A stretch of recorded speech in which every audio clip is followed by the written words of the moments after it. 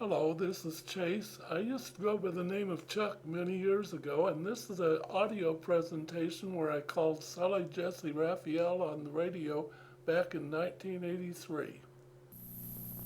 November 10th, 1983, approximately 10:45 p.m. And we put them all through. Hi, welcome to TalkNet.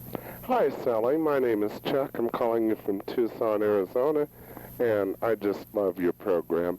And I hope you don't get tired of hearing us say that. I like hearing other people say it, too. It's like saying I love you. All right. I don't hear anybody say they're tired of it. They don't belong in the business. Well, I guess you have a point there, but you sure do, and you're fantastic. Let's see how I can tell you this. I'm a perfectionist. If things aren't perfect, then I'm a failure. And I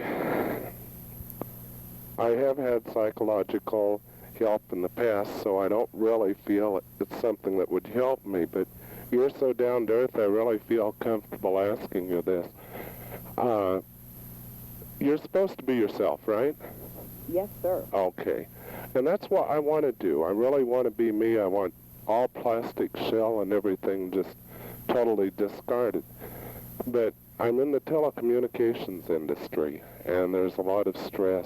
And when I try to be myself, I find outside forces molding me into something I'm not. And I'm at the point, and I think it's been many years of getting me here, to where I really don't know who I am, so I can be myself. Do you understand what I'm saying? I do. Okay, I'm real nervous like everybody else, but No, I understand perfectly. I want to find me, and I don't want to go through a lot of psychotherapy to do it. Mm-hmm. Do you know a shortcut method? That is a really hard question. Number one, being a perfectionist, you probably don't congratulate yourself on any of the points you're making. Okay? Now, Right. a whole lot of people are lost. I would say the majority of people don't know who they are, but they don't even know that they don't know who they are. So I want to tell you that you deserve some congratulations for even trying to make sense of yourself and looking for yourself. That takes a big pat on the back, okay? Well, thank you. Okay. Number two, you're right.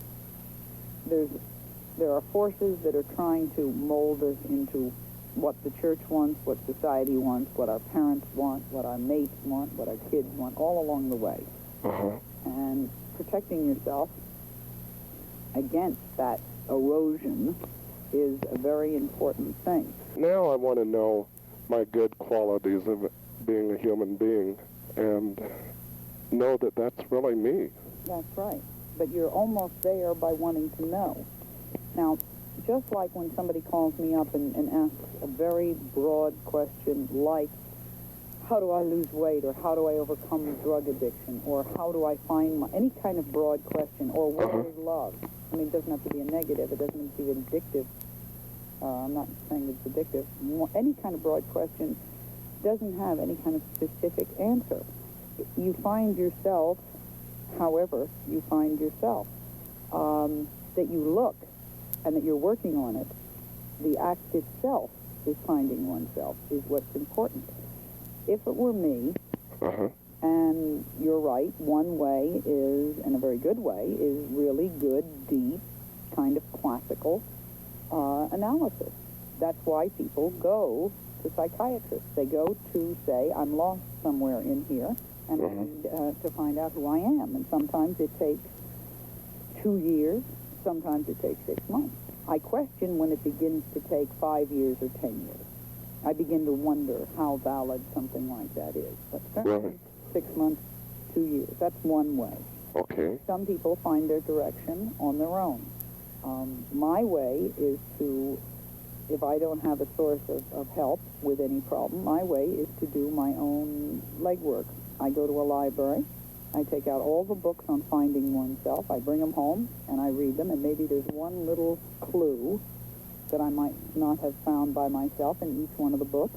I treat everything the way I was trained to treat things, the way an educated person treats things, through research. How neat. Saying to people, do your homework, do your research, learn about yourself, look for your patterns.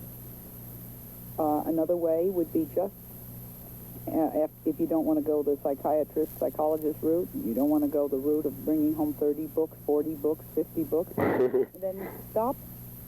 Every time you do something, stop and look for a pattern. Look for an action. Look for a reaction. Say to yourself, why am I saying that? Why am I doing this? What is happening inside me? How do I feel? And there are, by the way, very good courses and books and groups that help you get in touch with how do I feel? Because finding yourself is the answer. Is another way of saying that is, how do I feel about things? You are only the sum total of your different feelings. I see. And a lot of that can be done on your own. You meet somebody, you have a conversation, instead of going home to bed at night and saying, well, that's it, I had a conversation. You say, what was I like at that party? What did this conversation mean? What was really happening? How did I act? Analyze it. Same as you would if it were a chemistry problem. Now, this does make you terribly introspective. Okay. People will get very bored with somebody always doing that. It will turn some people off, but you spend those moments. But heck, it's your life. You've got a right. Nobody can invade your mind. What you're thinking quietly in the recesses of your mind is your own path. So if they can't handle that, that's, again, their problem, and you'll have to do, as you get used to you, less introspection as time goes along. I think everyone should, for a while, at least do more. Well, thank you. You've really given me a lot of... Conversation. What are the aspects of your behavior? How do I monitor me? What are my feelings? What are my moods? What makes me happy? Take every quiz you can. List 10 things. One of the best ways is sit down right now. List 10 things that make you happy. List 10 things that upset you. List 3 things you'd like to get out of life. You start answering those big, bold questions like that. Boy, sometimes in writing them down, you find out a lot about yourself. I'm Sally Jessy Raphael. Well, thank you. Thank you, Sally. Mayo is facing the toughest. Wherever you are in the United States, except in New York State, please give us a call, toll free, 800